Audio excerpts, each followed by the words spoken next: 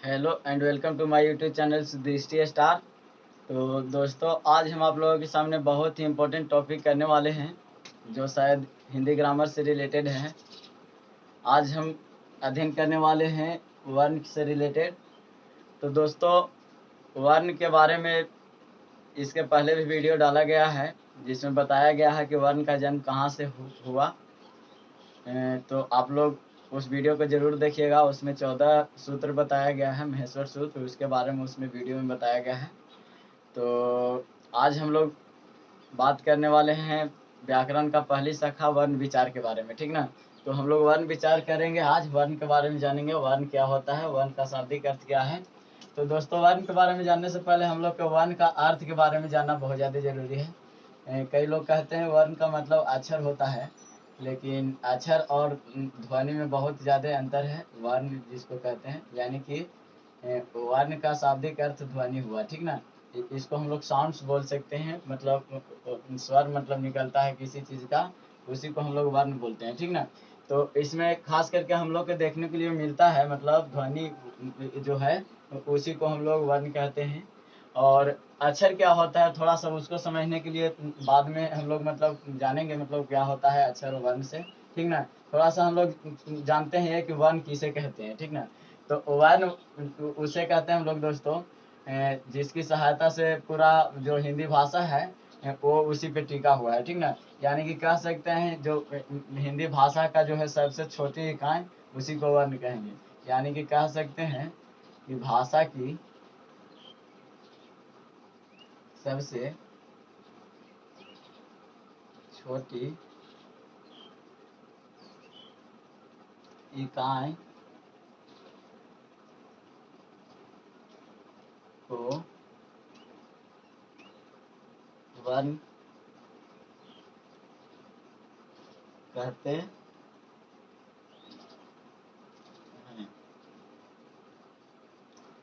दोस्तों, यहाँ वर्ण हम लोग जाने कि भाषा की सबसे छोटी इकाई है, ठीक ना। और अक्षर क्या होता है, अक्षर थोड़ा सा जानेंगे। अगर एक शब्द लेते हैं हम लोग, जैसे कोमल लेते हैं, ठीक ना, कोमल कोमल लेते हैं, तो इसमें अक्षर की अगर बात किया जाए तो इसमें अक्षर है को, म और ल है। और यही वर्ण की बात किया जाए इसमें अगर, तो हम लोग इसमें वर्ण देखेंगे, क है, ओ है, म है और ल है। यानी कि कोमल इस तरह से लिखा हुआ है, यानी कि का वर्ण हुआ, ओ वर्ण हुआ, म वर्ण हुआ, ला वर्ण हुआ। लेकिन अक्षर का मतलब होता है, मतलब वर्ण से मिलकर जो मतलब इससे थोड़ा सा उच्च कैटेगरी का होता है, उसी को हम लोग अक्षर बोलते हैं, ठीक ना। तो अक्षर के अंतर्गत ये आया और वर्ण के अंतर्गत ये आया।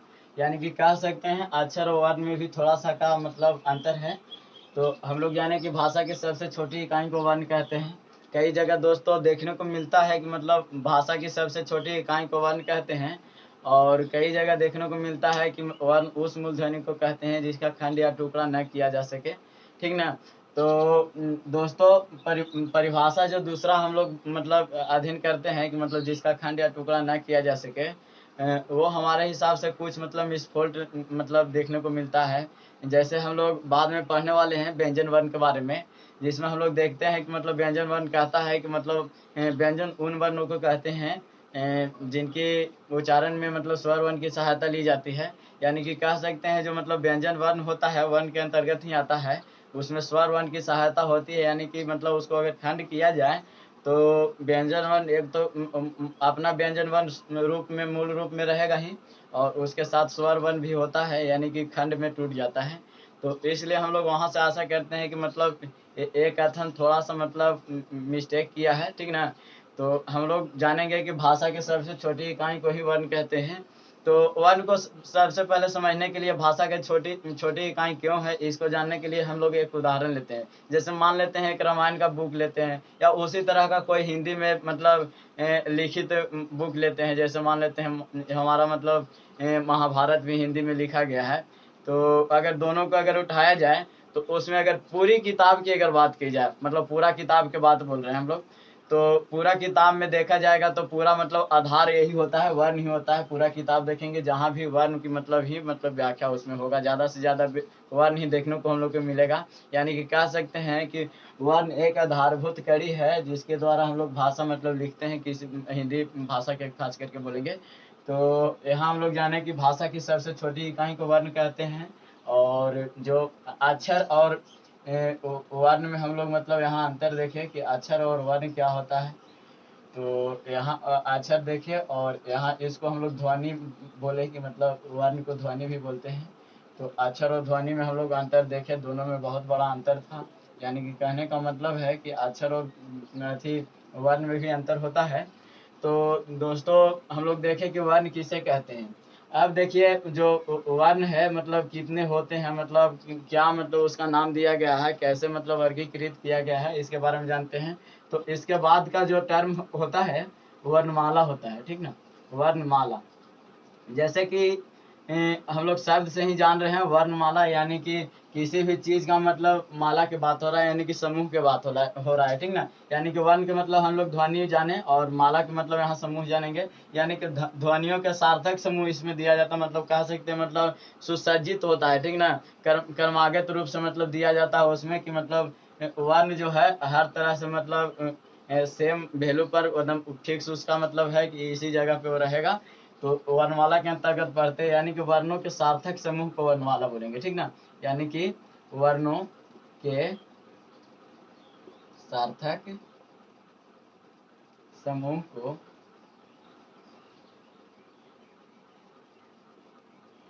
वर्णमाला कहते हैं, ठीक ना।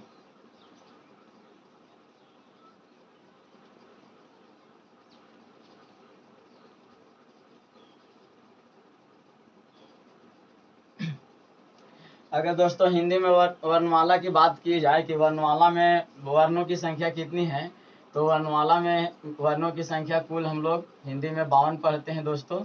तो हम लोग हिंदी वर्णमाला के अंतर्गत 52 ही वर्ण देखेंगे मतलब और 52 वर्ण जिसको किस तरह से बंटवारा हुआ है इसका कहानी पूरा तरह से जानेंगे हम लोग कि 52 वर्ण है किस तरह से बांटा गया है। जिसमें हम लोग 52 वर्ण में क ख से लेकर के जहाँ तक मतलब हम लोग पढ़ते थे, जैसे कि हम लोग लिखते थे 12 खड़ी तक, मतलब कह सकते हैं काका की आई जितना भी लिखते थे। तो उस सब को लिया जाए तो मतलब सब में मतलब यही सब मतलब जो सार्थक समूह दिया गया है वर्णमाला के सार्थक समूह है। उसमें देखा जाता था कि मतलब आई में अन आ ये सब आता था, मतलब इंक्लूड था। यानी कि पूरा जोड़ करके हम लोग बात करें तो मतलब वर्णमाला में वर्णों की संख्या 52 हुई, ठीक ना। अब बात करते हैं कि वर्ण जो है मतलब किस तरह से बंटवारा हुआ है उसको। तो वर्ण को दो माध्यम से मुख्य रूप से बंटवारा हुआ है। पहला जो है उसको स्वर वर्ण हम लोग बोलते हैं, यानी कि पहला स्वर वर्ण के रूप में उसका मतलब विवरण हुआ। और दूसरा जो हम लोग बात करते हैं उसको व्यंजन वर्ण के रूप में हम लोग देखते हैं, यानी कि दूसरा वर्ण हुआ जो व्यंजन वर्ण हुआ। तो दोस्तों ये था वर्ण के बंटवारा की बात जो स्वर वर्ण और व्यंजन वर्ण के रूप में उभरा। तो अगर स्वर वर्ण की संख्या की यहाँ बात किया जाए तो स्वर वर्ण 11 होते हैं और व्यंजन वर्ण की संख्या का पूरा बात किया जाए तो व्यंजन वर्ण 41 होते हैं। अब बात आई दोस्तों कि हम स्वर वर्ण कहते किसको हैं और व्यंजन वर्ण किसको कहते हैं, स्वर वर्ण के अंतर्गत कौन कौन से वर्ण आएंगे और व्यंजन वर्ण के अंतर्गत कौन कौन से वर्ण आने वाले हैं। तो ये हम लोग जानेंगे कि स्वर वर्ण किसको कहते हैं और व्यंजन वर्ण किसको कहते हैं। तो आइए हम लोग आगे देखते हैं कि स्वर वर्ण के अंतर्गत जो इतना 52 वर्ण हम लोग देखने वाले हैं हिंदी वर्णमाला में वर्ण विचार में। तो ये 52 वर्ण है किस तरह से बांटा गया है मतलब। तो सबसे पहले हम लोग बात करते हैं स्वर वर्ण की, ठीक ना। तो स्वर वर्ण क्या है, स्वर वर्ण स्वर वर्ण को कहा जाता है दोस्तों कि वैसा वर्ण जो स्वतंत्र रूप से उच्चारित होता है उसको स्वर वर्ण बोलते हैं। यानी कि कह सकते हैं जिनके उच्चारण में मतलब किसी दूसरे वर्ण की सहायता नहीं लिया जाता होगा, या तो मतलब इसको बोलने में ज़्यादा कठिनाई नहीं हम लोग के उत्पन्न होता होगा। और या तो कह सकते हैं स्वर उन वर्णों के कहेंगे जिनकी उच्चारण बिना किसी दूसरे वर्णों की सहायता के बिना हो जाए। तो इतना इसका मतलब परिभाषा हम लोग देखते हैं जिसमें हम लोग जाने के मतलब स्वर वर्ण 11 होते हैं, जिसमें पहला आ हुआ, आ ई दीर्घ है, ई उ ऊ ए ऐ, और एक री पढ़ना है भी हम लोग के, ओ, और एक और होता है और, औ। यानी कि कहने का मतलब है हम लोग ये सब को पूरा के काउंटिंग अगर करेंगे तो पूरा के काउंटिंग करने पर हम लोग को पता चलता है कि पूरी की संख्या हम लोग 11 मतलब देख रहे हैं, ठीक ना। अब देखिए दोस्तों, स्वर वर्ण की कहानी है जो इन्हीं 11 वर्णों पर टिकी हुई है, ठीक ना। यानी कि इसी में से ये सब का मतलब आने वाला है बात की, मतलब स्वर वर्ण है मतलब कितने भाग में बांटा गया है। तो स्वर वर्ण के दोस्तों मुख्य रूप से 2 भाग में बांटा गया है। पहला ह्रस्व स्वर होता है, ठीक ना, ह्रस्व स्वर, और दूसरा होता है दीर्घ स्वर दोस्तों।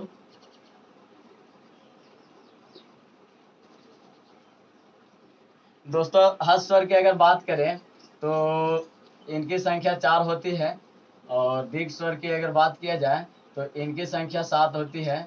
यानी कि 7 4 11 वर्ण यहाँ से हो गए मुख्य रूप से ये। और ह्रस्व स्वर के अंतर्गत अगर बात किया जाए कि मतलब कौन कौन से ध्वनि आते हैं, कौन कौन से वर्ण आते हैं, तो ह्रस्व स्वर के अंतर्गत दोस्तों आ आता है, ई आता है, फिर उसके बाद ऊ आता है, और फिर उसके बाद री आता है, ठीक ना। यानी कि इतने वर्ण हैं जो ह्रस्व स्वर के अंतर्गत रखे गए हैं, इनकी संख्या 4 है। यानी कि कह सकते हैं कि ह्रस्व उन स्वरों को कहते हैं जिनकी उच्चारण में बहुत ही कम समय लगता हो, ठीक ना। यानी कि ह्रस्व स्वर, ह्रस्व कहने का ही मतलब है छोटा रूप, ठीक ना। यानी कि कह सकते हैं मतलब स्वर के छोटा रूप को ही ह्रस्व स्वर कहा गया है। यानी कि इनका उच्चारण बहुत ही कम, न के बराबर समय लगता है बोलने में, ठीक ना। उच्चारण जब भी करेंगे, इसका उच्चारित करेंगे तो बहुत ही कम समय लगने वाला है इसमें। और दीर्घ स्वर की अगर बात किया जाए तो इनकी संख्या 7 हम लोग जाने, जिसमें हम लोग के बच गया आ, दीर्घ ई बच गया, दीर्घ ऊ बच गया ए, ऐ, री, री तो वहाँ हो गया, और बच गया ओ और औ। यहाँ गिनेंगे तो पूरा संख्या इसका 7 होगा, ठीक ना। यानी कि कह सकते हैं दीर्घ स्वर की संख्या 7 होती है इसमें। तो हम लोग देखेंगे दीर्घ स्वर किसे कहते हैं। तो इसको अगर हम लोग परिभाषित करें तो पता चलता है मतलब कि ह्रस्व स्वर से ज्यादा समय लगने वाला। दीर्घ का मतलब ही होता है बड़ा रूप, ठीक ना। दीर्घ का मतलब ही बड़ा रूप होता है। यानी कि कह सकते हैं कि मतलब जिसके उच्चारण में मतलब जिसको बोलने पर हम लोग के मतलब ह्रस्व स्वर से भी ज्यादा मतलब समय लगता हो, उसको हम लोग दीर्घ स्वर बोलेंगे। यानी कि दीर्घ स्वर के अंतर्गत हम लोग हिंदी वर्णमाला में स्वर वर्ण पढ़ते हैं, 7 गो होते हैं। आ, दीर्घ ई, उ, ए, ऐ, ओ, औ। कितने के मन में ए आ रहा होगा विचार की हम लोग तो आई के अंतर्गत मतलब जो स्वर वर्ण है उसके अंतर्गत अन आह को भी पढ़ते थे। तो वो कहाँ गया, मतलब उसको कहाँ मतलब देन दिया गया, मतलब इसके अंतर्गत तो नहीं रखा गया, तो उसको कहाँ हम लोग रखेंगे।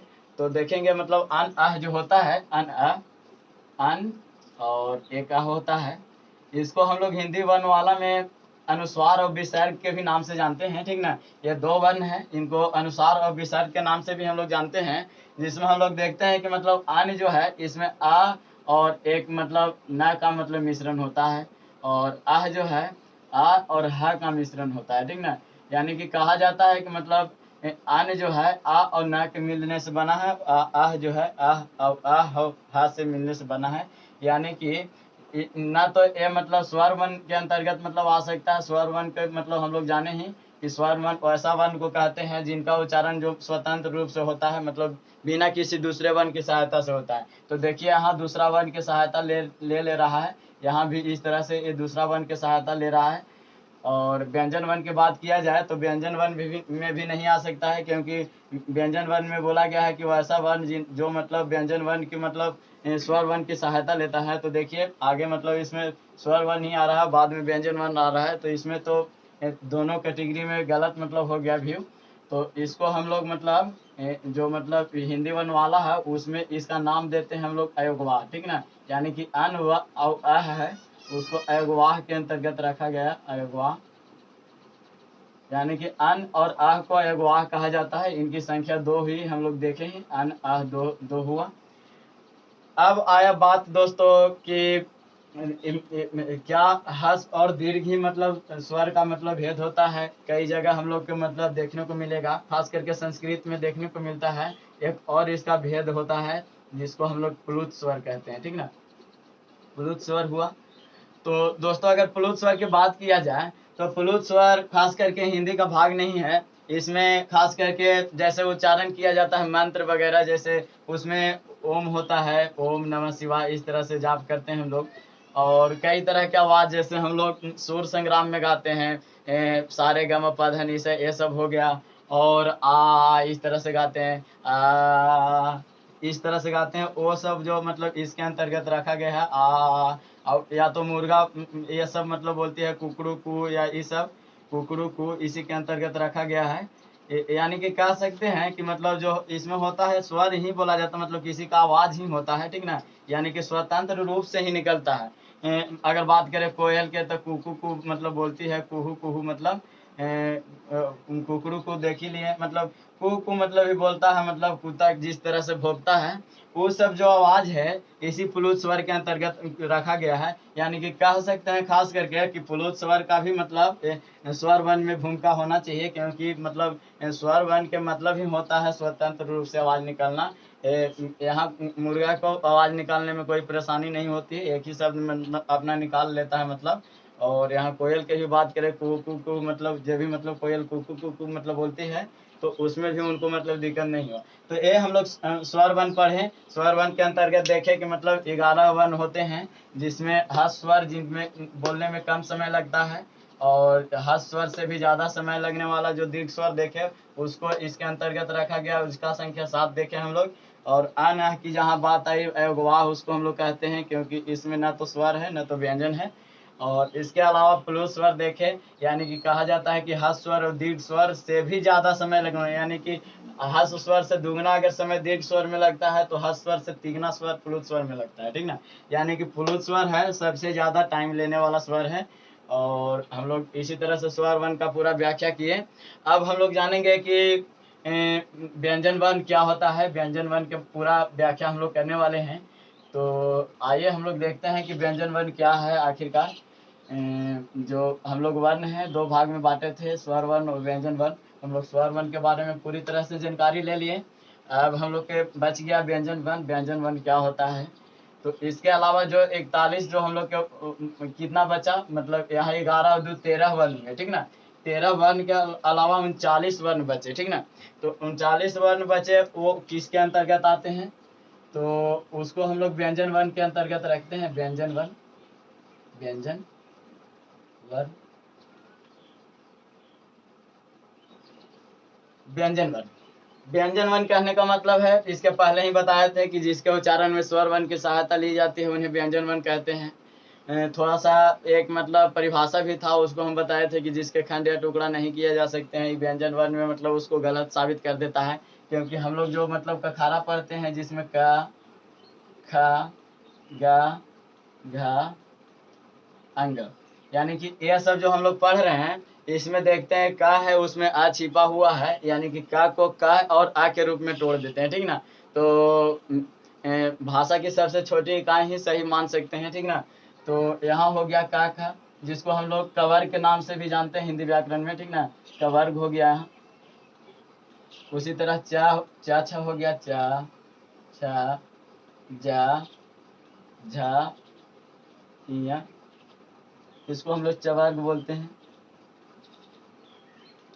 फिर उसी तरह से टाठ हो जाएगा, टा ठ, ड, ढ और ना, इसको हम लोग टवर्ग बोलते हैं। टवर्ग कहने का मतलब है कि टा वाला परिवार में रखा गया है इसको। फिर तवर्ग आएगा, ता, थ, द, ध और न, ये तवर्ग के अंतर्गत रखा गया है। अब इसके बाद पवर्ग हो जाएगा, प, फ, ब, भ और न, यानी कि ये पवर्ग हुआ।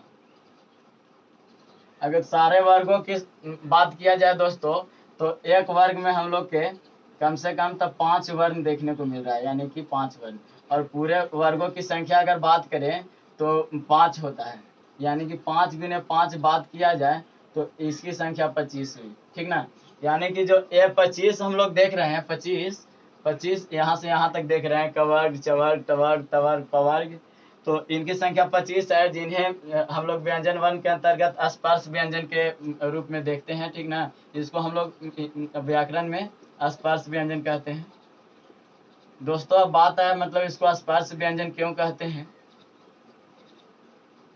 तो स्पर्श की मतलब छूना होता है, ठीक ना। यानी कि कह सकते हैं कि ये सब जो व्यंजन हम लोग देख रहे हैं, मतलब इसको उच्चारण करते समय, बोलते समय हमारा मतलब जो मतलब शरीर के किसी न किसी अंग को मतलब छूता होगा, इसलिए इसको स्पर्श व्यंजन रखा गया नाम।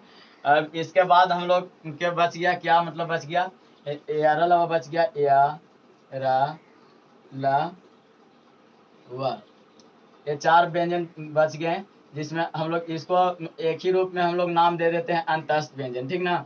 क्या दे देते हैं, अंतस्थ व्यंजन। अंतस्थ व्यंजन देखिए दोस्तों, अंतस्थ व्यंजन तो ये नाम हुआ व्यंजन वर्ण के अकॉर्डिंग, ठीक ना। इसमें हम लोग या और वाह, जो अंतिम वाला वर्ण लोक रहा है दोनों का, या और वाह, इसको हम लोग अर्ध स्वर बोलते हैं। यानी कि कह सकते हैं या और वाह इसमें हुआ, ए या और वाह, उसको हम लोग अर्ध स्वर के रूप में बोलेंगे, कि मतलब आधा स्वर के रूप में ये होता है, अर्ध स्वर हुआ। और उसमें जो बच गया रा, इसको हम लोग लुंठित भी बोलते हैं, लुंठित वर्ण हुआ, मतलब लुंठित व्यंजन वर्ण कह सकते हैं, लुंठित वर्ण हुआ। और लुंठित इसलिए इसको बोला जाता है दोस्तों, क्योंकि रा जब बोलते हैं, रा जब भी बोलते हैं तो हमारा जो जीव होता है, मतलब जिसको हम लोग मतलब स्वाद के लिए भी हम लोग यूज करते हैं, तो जीव होता है से हमेशा ऐंठता है बेलन की तरह, ठीक ना। यानी कि लुंठित होता है, इसीलिए हम लोग रा को लुंठित वर्ण के अंतर्गत रखे। और ये जो ला हुआ, यारा ला वाला ला, इसको मतलब पार्श्व मतलब बोला जाता है, ठीक ना। पार्श्विक भी मतलब पार्श्विक वर्ण इसको बोला जाता है। पार्श्विक वर्ण इसलिए बोला जाता है कि मतलब जब भी इस वर्ण को ला को बोलते हैं ला, तो पीछे से मतलब हवा की तरह मतलब आवाज निकलता है, इसलिए उसको पार्श्विक वर्ण बोले। यानी कि जो मतलब अंतस्थ व्यंजन के अंतर्गत या और वा को पढ़ते हैं, इसको अर्ध स्वर के अंतर्गत रखा गया। उसके बाद रा हम लोग पढ़ते हैं, उसको लुंठित के अंतर्गत रखा गया, और इसको बोला जाता है पार्श्विक, ठीक ना। पार्श्विक ला को बोला जाता है, तो पार्श्व रूप से मतलब इसका मतलब यहाँ उच्चारित होता है, तो इसलिए पार्श्विक इसको बोला गया। ये जितना भी हम लोग पढ़े, मतलब इसमें मतलब इसको अंतस्थ व्यंजन के अंतर्गत रखा गया, लेकिन खास करके इसका नाम दे दिया गया है कि ये अर्धस्वर होगा, लुंठित होगा, पार्श्विक होगा, ठीक ना। तो यानी कि इसकी संख्या की बात की जाए तो पूरा हम लोग देखते हैं तो इसका पता चलता है कि 4 इसका संख्या हो गया, ठीक ना। यहाँ हम लोग देखे 25, यहाँ 4 देखे, 25 से 4 29 हुआ हमारा यहाँ। अब हम लोग के मतलब अब बच गया क्या, और बच गया कितना, जैसे इसके बाद हम लोग क्या पढ़ते हैं, यार अल्लाह वाह, फिर हो गया तलवी से, मूर्धनी से हो गया, दंती से हो गया, और हा हो गया। तलावी से, मूर्धनी से, दंती से और हा, ये 4 वर्ण हैं, 4 वर्ण, जिसको हिंदी वर्ण वाला में व्यंजन में ऊष्म व्यंजन के अंतर्गत रखा गया, ऊष्म व्यंजन। जैसा कि हम लोग के नाम से ही पता चला, ऊष्म के मतलब होता है गर्म होना, ठीक ना। यानी कि जब भी मतलब तलावी सा, मूर्धनी सा, दंती सा, हा, सा हा बोलकर अगर देखते हैं, तो देखने पर पता चलता है कि मतलब मुंह से हमारा गर्म हवा निकलता है। अगर इसका उदाहरण खास करके आप लोग देखना चाहेंगे, तो ठंडा के समय में आप लोग बोलिएगा, सारा वर्ड बोलिएगा, लेकिन कुछ भी मतलब प्रभाव नहीं होगा, लेकिन ये 3 गो सा और एक हा को बोलिएगा, तो मुंह से ज्यादा भाप निकलता है, यानी कि कह सकते हैं यानी कि गर्म उष्म व्यंजन मतलब निकलता है, ठीक ना। यानी कि कहने का मतलब हुआ 3 गो स और एक हा को उष्म व्यंजन के अंतर्गत रखा गया, क्योंकि इससे गर्म हवा निकलता है, ठीक ना। यानी कि इसकी संख्या भी हम लोग 4 देखे उष्म व्यंजन के, यानी कि उष्म व्यंजन जो होता है 4 संख्या में है, यानी कि 4 4 8 हुआ, यानी कि 25 और 8 यहाँ जोड़ देंगे। अब बचा दोस्तों जो बहुत ही कम लोग मतलब उसको मतलब यूज में लिए थे, जैसे पाणिनि का जो हम लोग महेश्वर सूत्र पढ़े थे, वहाँ भी बताए थे कि मतलब जो संयुक्ताक्षर है, सो अभी मतलब निर्माण नहीं हुआ, लेकिन मतलब बाद में कई लोग मतलब मिल करके इसको निर्माण करते हैं। तो अब हम लोग पढ़ने वाले हैं 4 अक्षर, जो संयोगी छा हम लोग बोलते हैं इसको, संयोगी छ तरा गया और एक सरा श्री वाला सरा, ठीक ना, श्री वाला सरा एगो होता है। ये चार व्यंजन को हम लोग मतलब देखते हैं मतलब किस तरह से बना है। संयुक्ताक्षर इसको कहा जाता है, ठीक ना, संयुक्ताक्षर। और संयुक्ताक्षर होता है, संयुक्ताक्षर के मतलब ही हुआ संयुक्त, संयुक्त मतलब किसी से मिलन करना, ठीक ना। तो संयुक्ताक्षर का मतलब हुआ इसमें दो वर्ण का मेल होगा, का और मूर्धन्य स से मतलब छा बना है, ता और र से तरा बनता है, और जा और इया से या बनता है, और उसी तरह तलवी सा और रा से सरा बनता है। इसको हम लोग अगर संयुक्ताक्षर में नहीं रखे, अगर ऐसे अगर पूछा जाए कि मतलब ये कौन वर्ण के अंतर्गत रखा गया है, तो इसको मिश्रित वर्ण भी बोलते हैं, ठीक ना, मिश्रित व्यंजन भी बोल सकते हैं, मिश्रित वर्ण, यानी कि मिश्रित वर्ण के अंतर्गत सरा को रखा गया है। और ये तीन हुए संयुक्ताक्षर, मतलब जो संयुक्त व्यंजन इसको बोलते हैं, ठीक ना। इसको संयुक्त व्यंजन भी हम लोग बोल सकते हैं, संयुक्त व्यंजन। तो दोस्तों यह हुआ संयुक्ताक्षर की बात, जिसको हम लोग मतलब देखे संयुक्त व्यंजन और मिश्रित व्यंजन में मतलब दो भाग में इसको भी बात दिया गया था। अब दोस्तों हम लोगों के सामने एक चीज और बचा, जो शायद पढ़ना उतना ज़्यादा इम्पोर्टेंट नहीं है, लेकिन हम लोग बहुत ज़्यादा हिंदी में यूज करते हैं, इसलिए उसको हम लोग मतलब इस वर्णमाला के अंतर्गत रख दिए, जिससे हम लोग मतलब तीन नाम से जानते हैं। तो दोस्तों जगह नहीं रहने की वजह से हम शायद मतलब कुछ चीज़ों को मिटाएंगे यहाँ, जैसे अंतस्थ व्यंजन यहाँ पे मिटाते हैं, और अंतस्थ व्यंजन को मतलब यहाँ 4 संख्या लिख देते हैं, जोड़ने में आसानी होगा हम लोग को। तो यहाँ इसको बोला जाता है, हम लोग उत्क्षिप्त व्यंजन के नाम से जानते हैं, उत्क्षिप्त, उत्क्षिप्त, गौण, और एक नाम है जिसको द्विगुण व्यंजन भी कहा जाता है, ठीक ना, द्विगुण। द्विगुण ऐसे ही पता चल रहा है, द्विगुण यानी कि 2 गुण होने वाला है उसमें, जिसके अंतर्गत हम लोग पढ़ते हैं, एक जो गाड़ी लिखते हैं उसमें अड़ा हुआ, जिसको हम लोग अड़ा बोलते हैं, वहाँ अंगा हुआ, देखिए यहाँ अंगा हम लोग पढ़े थे, यहाँ अड़ा पढ़े, ठीक ना।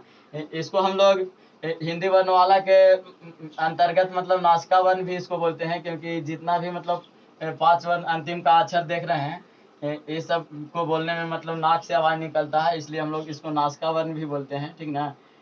तो कहीं से भी प्रश्न आएगा आप लोग हल कर दीजिएगा, मैं आशा करता हूँ। नासिका वर्ण हुआ, यहाँ उत्क्षिप्त, गौण और द्विगुण व्यंजन की बात कर रहे हैं, यानी कि मतलब डा के नीचे बिंदु लगा देने से अड़ा हुआ, और ढा भी एक होता है जिसमें बूढ़ा हम लोग यूज करते हैं, पढ़ना यूज करते हैं। तो ढा के नीचे अगर बिंदु हो जाता है तो अढ़ा हो जाता है, ठीक ना, यानी कि 2 व्यंजन यहाँ हुए, उनको मतलब द्विगुण व्यंजन कहते हैं, इनकी संख्या 2 ही, यानी कि अगर पूरा अगर जोड़ा जाए तो खास करके मतलब इसमें कितने व्यंजन हो गए, 25 और 8 लिए, मतलब अंतस्थ और उस मिला के लिए थे, और संयुक्त व्यंजन 4 हुआ, और उसके अलावा 2 व्यंजन और हुआ, मतलब जिसको हम लोग द्विगुण व्यंजन बोले। तो अगर पूरा अगर जोड़ने की बात किया जाए तो 7 4 11 हुआ 8, तो 19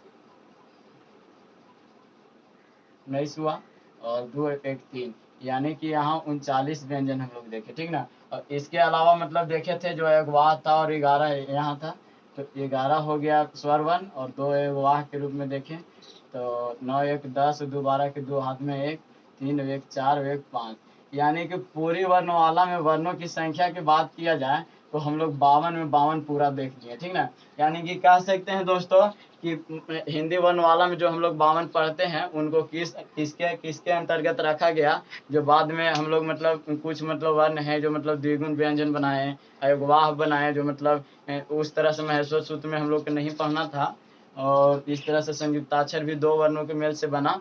तो दोस्तों यहाँ मतलब देखें कि 52 वर्ण पढ़ते हैं। अगला वीडियो में हम आप लोगों को बताएंगे कि मतलब इसका उच्चारण स्थान कैसे होता है, क्या मतलब इसके पीछे कारण है। तो दोस्तों आशा करते हैं कि आप लोग को ये वीडियो पसंद आया होगा। तो अगर आप लोग मेरा सपोर्ट करना चाहते हैं तो मेरे चैनल को सब्सक्राइब कीजिएगा इसी तरह से डिटेल्स वीडियो देखने के लिए। चलिए, थैंक यू सो मच।